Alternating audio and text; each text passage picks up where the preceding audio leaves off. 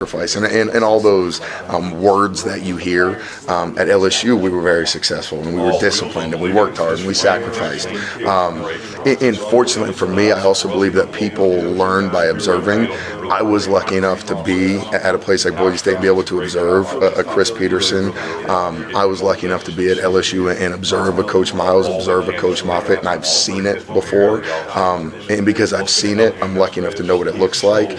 And now I need to do that for our young men. I need to embody it every day so they can observe me and learn from that and hopefully get this thing going in the right direction. And one more. As far as goals, though, you mentioned linemen, weight room, speed guys for wide receivers. Are those goals going to differ based on class or just experience? When you say goals, do you mean like numbers, like weight room numbers or speed numbers? Yeah. Here's what I tell our guys. I struggle to have our guys. I don't want to compare our receivers to another receiver I've worked with before. I think that's unfair. I want our guys to compare themselves to who they were yesterday. So if one of the goals of the summer is let's get our flying 10 faster, then you individually, let's work on you getting your flying 10 faster. If for the offensive line, you go into the summertime and you can bench press 315 pounds, then let's get better at your bench press. I think guys run into problems when they start comparing themselves to somebody else. So my message to them is always compare yourself to who you were yesterday, and let's try to be better than you were yesterday. So I don't love to set goals and numbers of things I've seen before for the guys. Because they're not those people. So I just want them to focus on getting themselves better. And is that going to differ from like a freshman versus a senior? Or? No. To me, when you come into the program, when you come into the weight room, I want you to be better than you were yesterday. I want you as a senior to be better than you were as a freshman. Now, what I ask them to do when our freshmen get here in June, our brand new freshmen, that'll be a lot more teaching in terms of what they're doing. They won't necessarily be doing true speed work yet. We need to teach them how to get into a stance. They won't be lifting really, really heavy yet. We need to teach them what a power clean is. So what we're asking them to do is going to be different, but the goal is still going to be you be better tomorrow than you were yesterday.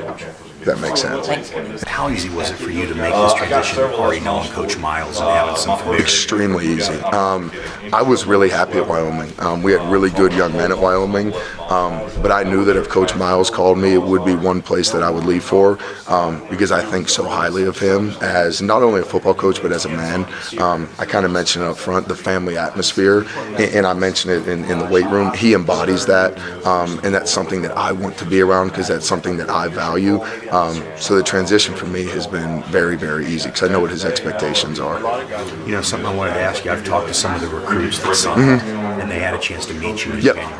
And some of them said, yeah, he knew about me. He knew who I was when I come in. Do you study those guys? You know who they are before they I try to. I think that's the right thing to do.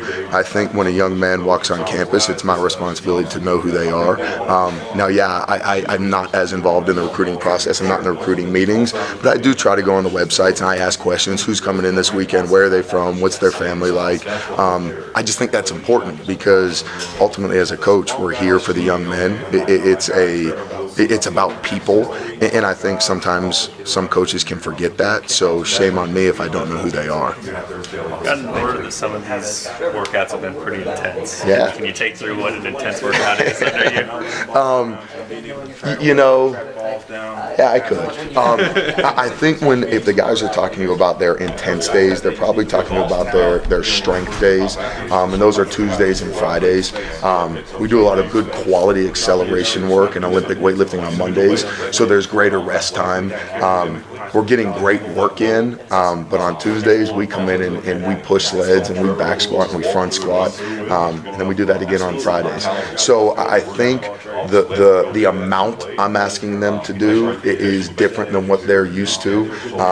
So I think that's probably what they're talking about more than anything. And again, that's just my beliefs. I think we just do a little bit more.